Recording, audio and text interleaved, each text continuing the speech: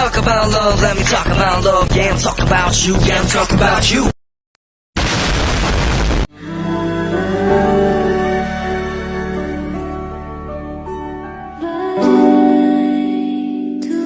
Bumi memiliki lebih banyak wilayah lautan daripada wilayah daratan, dengan perbandingan 70 dibanding 30, yang dimana terdiri dari 5 samudra yang mengelilingi 2 benua dan pulau-pulau kecil yang ada di dunia. Yaitu terdapat Samudra Arktik, Samudra Hindia, Samudra Antartika, Samudra Atlantik, dan Samudra Pasifik. Dari sekian samudra dan laut yang ada di dunia, terdapat beberapa wilayah yang menjadi tempat bertemunya dua perairan namun tidak bisa menyatu. Fenomena dua air laut yang tidak bisa menyatu dikenal sebagai halocline atau pycnocline. Fenomena seperti ini salah satunya terdapat di Selat Gibraltar yang menghubungkan Laut Mediterania dengan Samudra Atlantik yang dimana memisahkan benua Afrika dan Eropa, tepatnya antara negara Maroko dan Spanyol. Kepadatan air di Laut Mediterania lebih tinggi daripada air laut di Atlantik. Ketika air Laut Mediterania mengalir ke Samudra Atlantik, keduanya tidak bercampur karena ada batas yang memisahkan kedua jenis air tersebut. Penjelasan fenomena tidak menyatunya dua air laut dengan teori sains terkhusus secara fisika disebabkan adanya perbedaan suhu, salinitas, dan densitas. Sifat-sifat seperti suhu, kadar garam, dan densitas yang dimiliki setiap lautan berbeda-beda.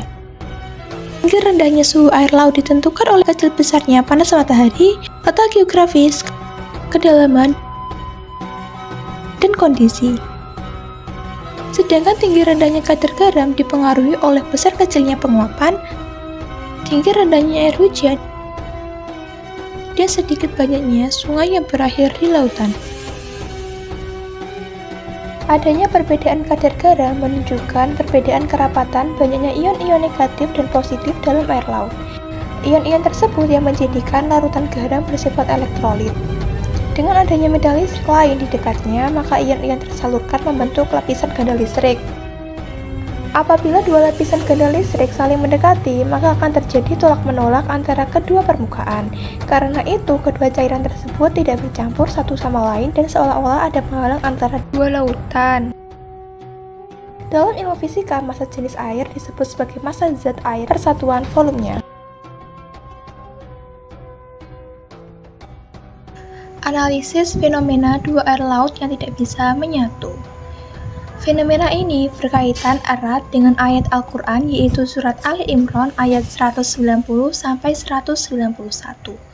khususnya di penggalan ayat A'udzu billahi minasy syaithanir rajim. Bismillahirrahmanirrahim. Inna fi khalqis samawati wal ardh. Sesungguhnya dalam penciptaan langit dan bumi, penciptaan alam semesta yang begitu kompleks dan teratur, termasuk fenomena dua air laut yang tidak bisa menyatu, merupakan manifestasi dari kebesaran dan kebijaksanaannya. Fenomena seperti ini dapat digunakan sebagai bahan perenungan tentang bagaimana setiap ciptaan di alam semesta terdapat hikmah dan tujuan tertentu. Ayat tersebut juga menekankan bahwa kita harus menyadari dan bersyukur tentang penciptaannya. Secara keseluruhan, fenomena tidak menyatunya air laut mengajak manusia untuk merenungkan keajaiban dan tanda-tanda kebesaran kekuasaan Allah, serta sebagai sarana bagi manusia untuk memperkuat keimanannya tentang penciptaan serta menyadari bahwa penciptaan alam semesta bukan hanya merupakan keajaiban alam biasa yang diciptakan secara sia-sia. Sungguh fenomena yang sangat menakjubkan.